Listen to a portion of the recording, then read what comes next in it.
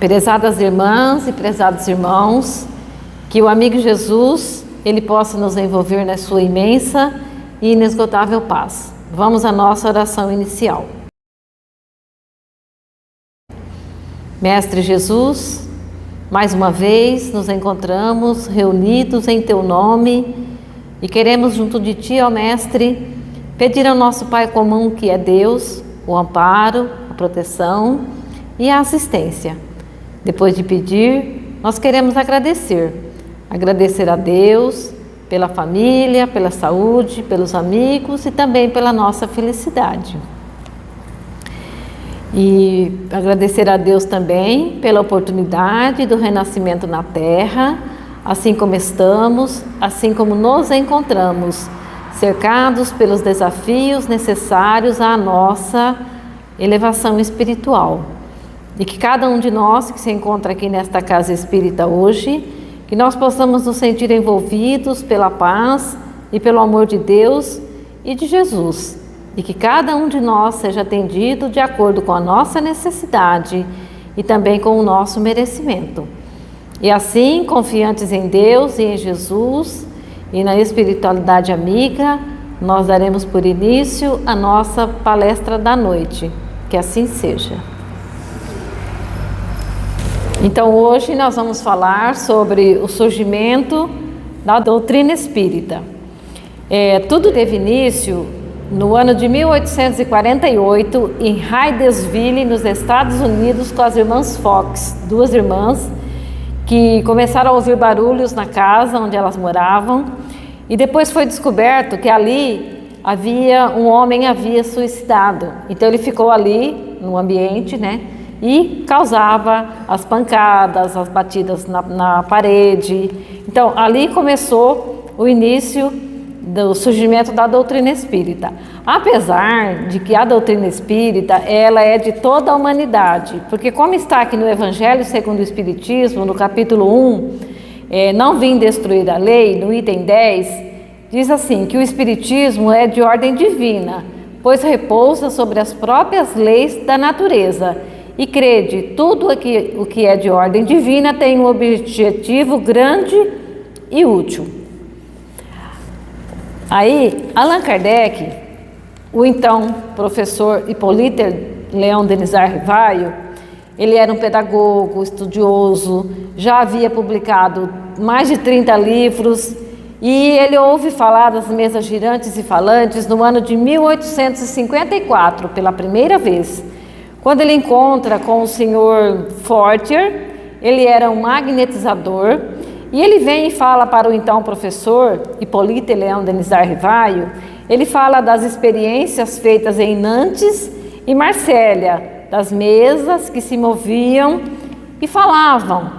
E o professor disse assim, só acredito quando me provarem que uma mesa tem cérebro para pensar e nervos para sentir. Aí no início do ano de 1855, o Hippolyte Léon Denisard Rivaio, que depois vai se tornar o Allan Kardec, ele encontra com o senhor Carlotti, um amigo dele de 25 anos, que aí ele fala daqueles fenômenos, agora com menos empolgação.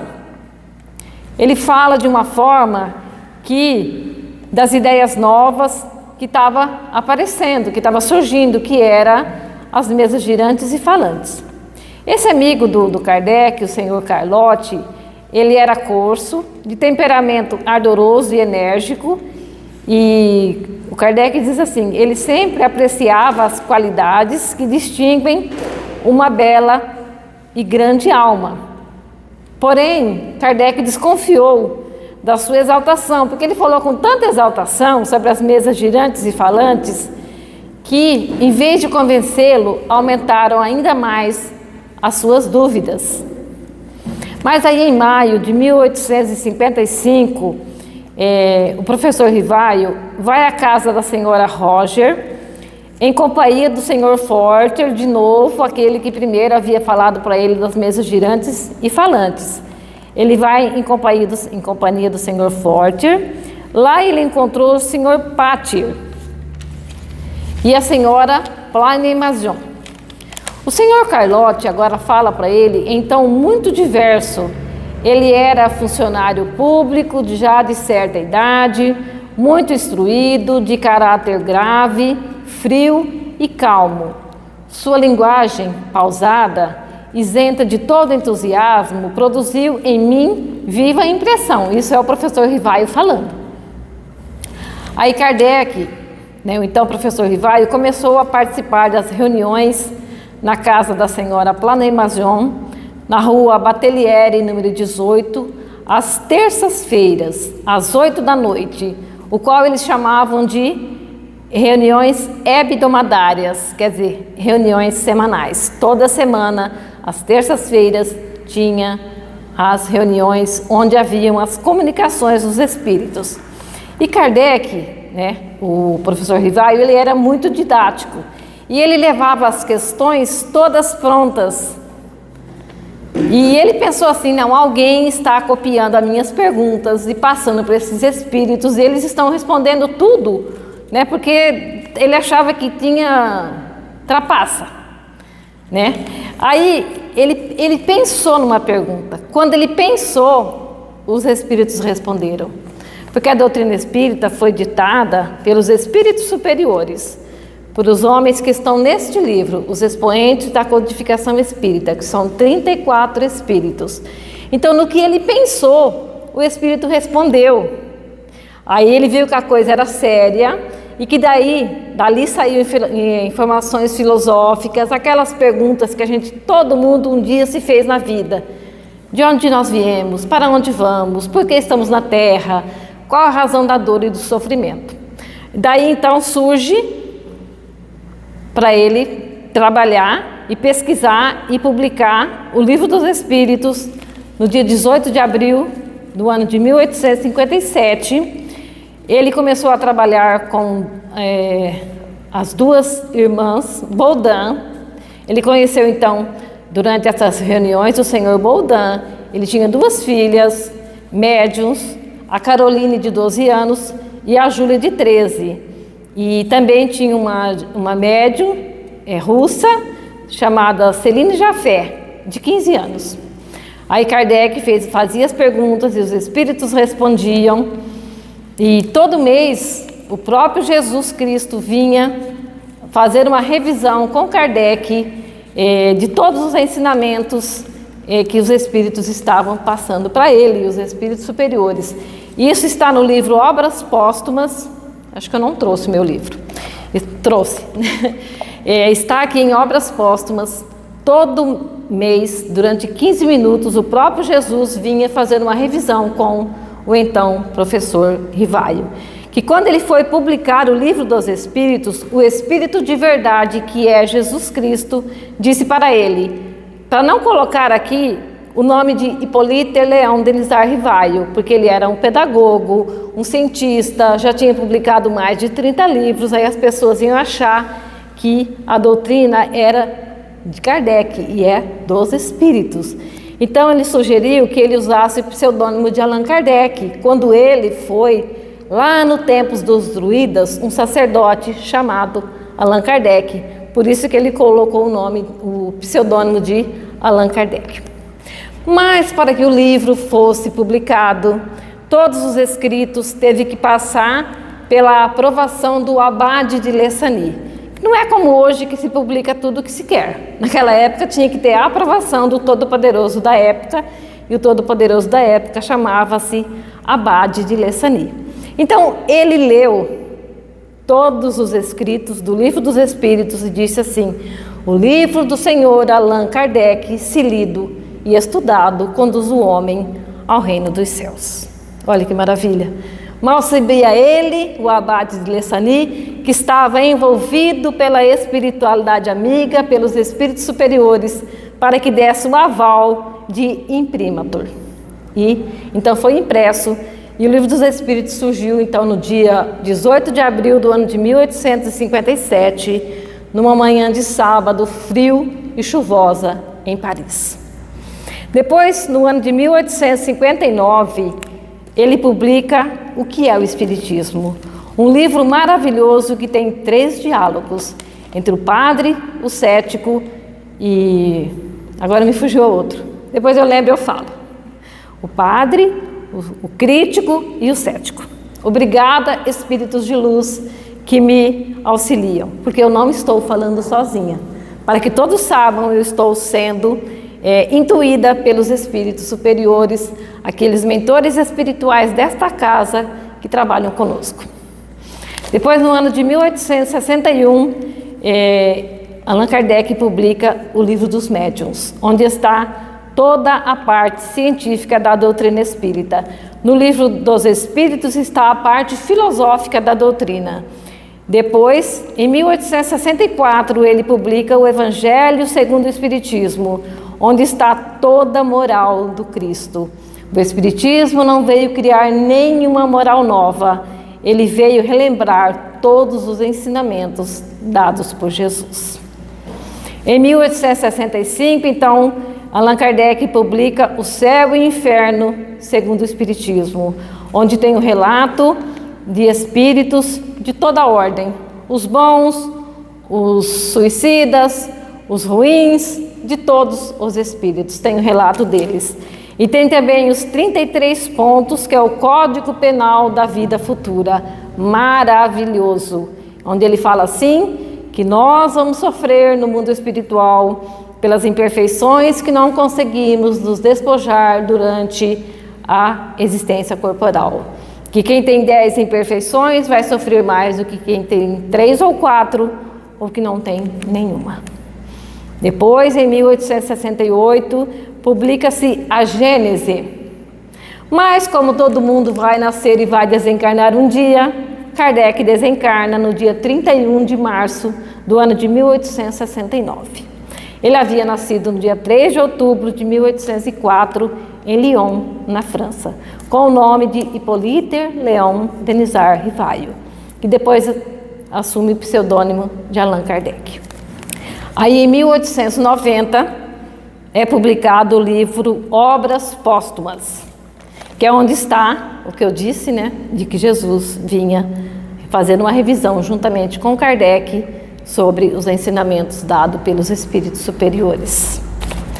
Depois, no dia 9 de outubro de 1861, houve a queima dos livros em Barcelona, por Dom Antônio Palau, quando lá chegaram o Livro dos Espíritos, Revista Espírita e o Livro dos Médiuns, e ele disse assim, o Livro dos Espíritos aqui não, e mandou queimar os livros, mas essa queima foi organizada pelo mundo espiritual para chamar a atenção de pessoas que estavam encarnadas e que não estavam nem aí para essa doutrina que veio ajudar na regeneração da humanidade.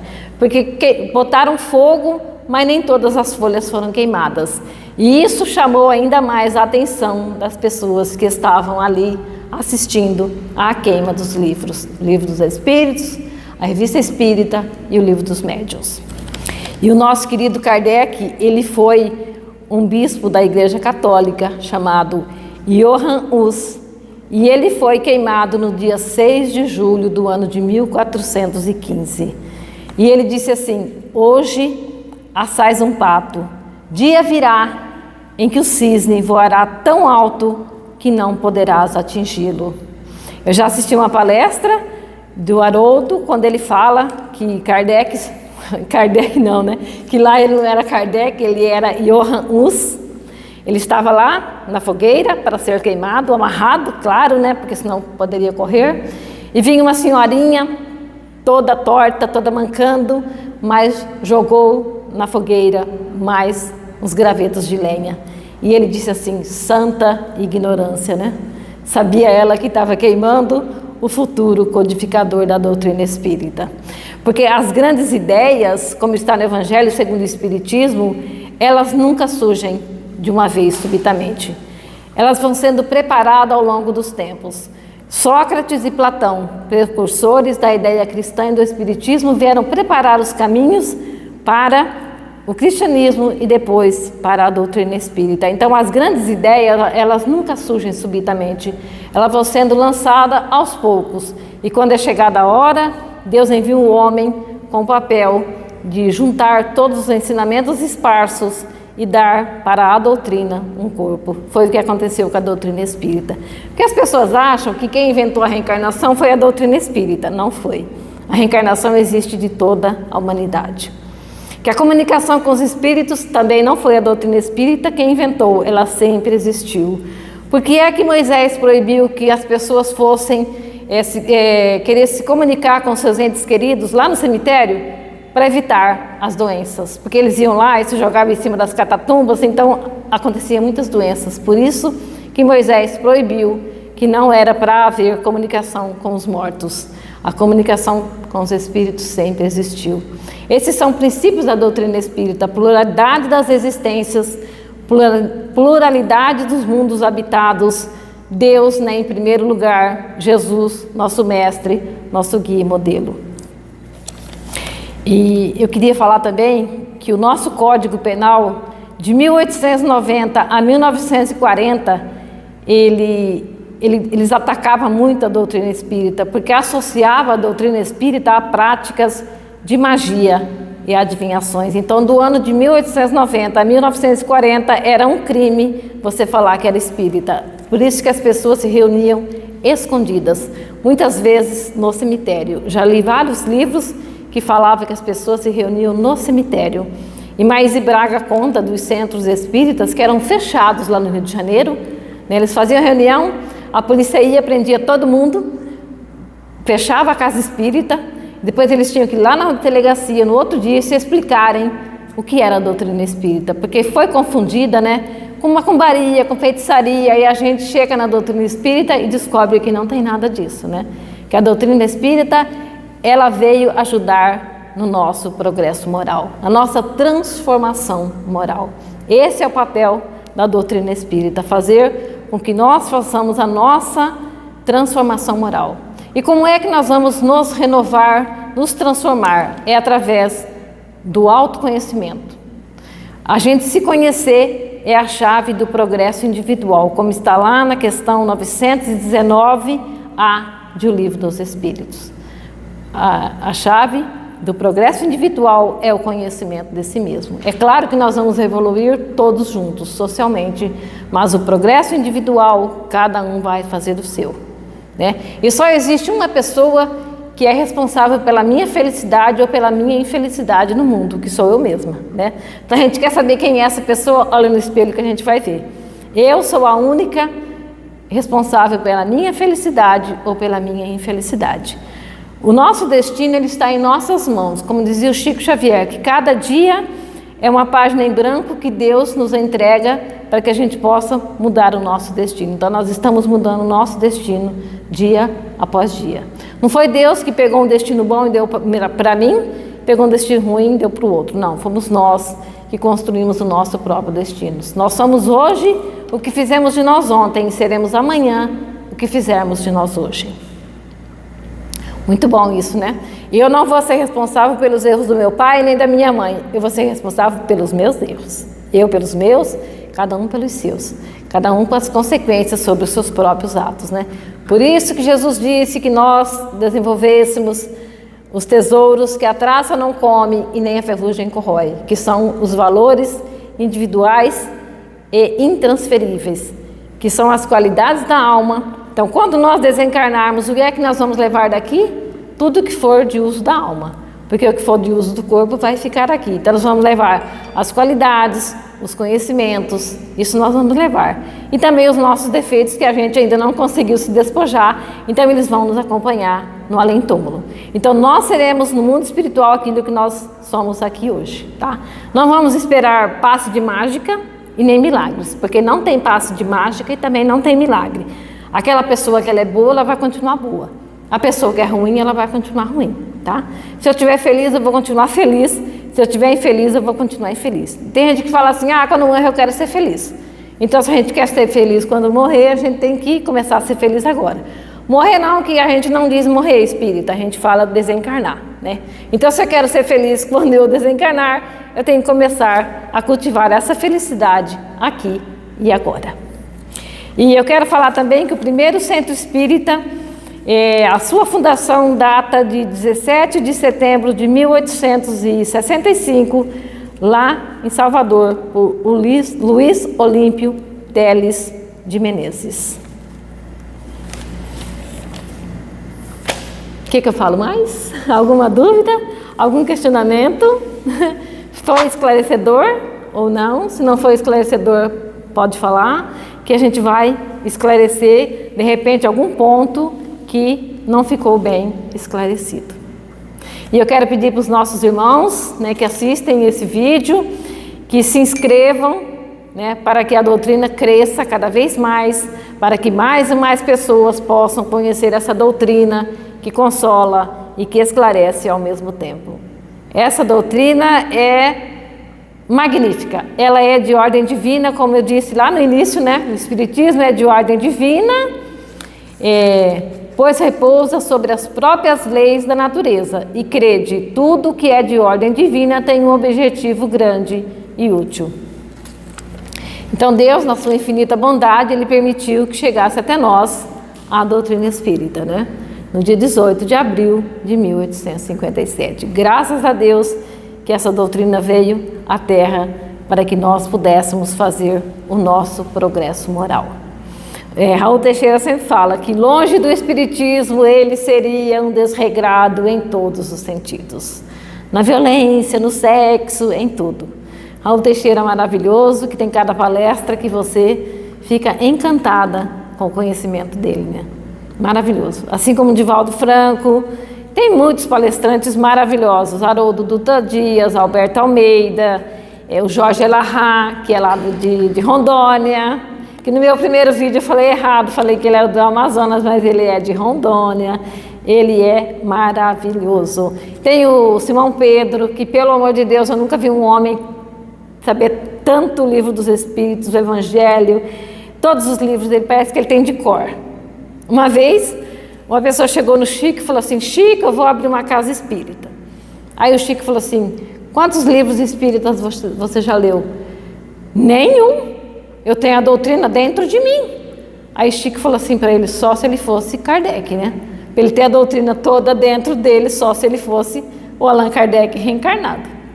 Porque como que alguém vai chegar aqui na casa espírita e eu não vou apresentar para ela o primeiro livro da codificação espírita? A gente tem que apresentar, né? Com 1019 perguntas e respostas. A primeira pergunta do Livro dos Espíritos, que é Deus. Deus é a inteligência suprema, causa primária de todas as coisas. Quando eu conheci a doutrina espírita, eu fiquei encantada. Porque aí tirou todas aquelas dúvidas que eu tinha, né? Que a gente foi criada com medo do inferno, né? Porque o céu é uma coisa boa, mas todo mundo tinha medo do inferno. E minha mãe era uma pessoa muito boa, falava, meu Deus, minha mãe vai morrer, vai para o céu, e eu vou morrer, vou para o inferno, porque eu já sabia quem eu era, eu sabia que não era uma pessoa boa, porque os bons é que são tímidos, eu não sou boa.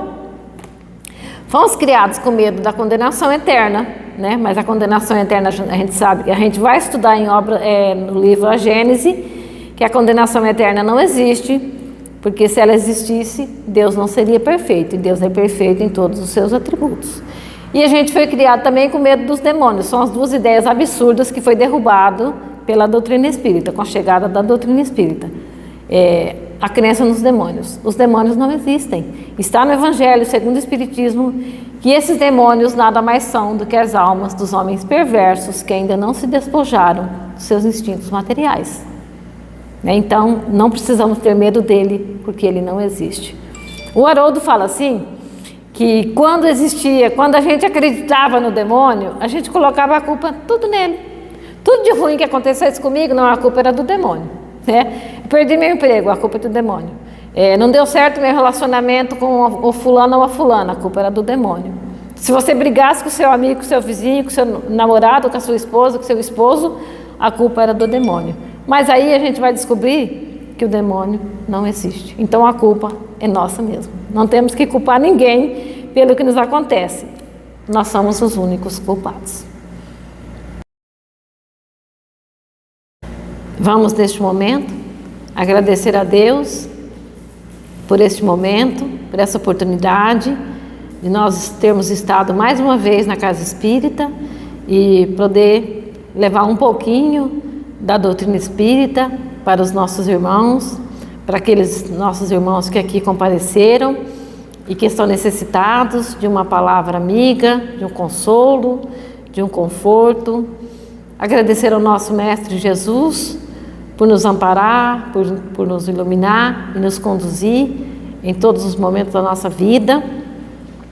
Que neste momento cada um de nós eleve o pensamento para o familiar querido, para o amigo, para o vizinho, para quem nós queiramos que participe desse passe, dessa energia que vem de Deus e que vem de Jesus e que serve de alimento para o corpo e para o espírito.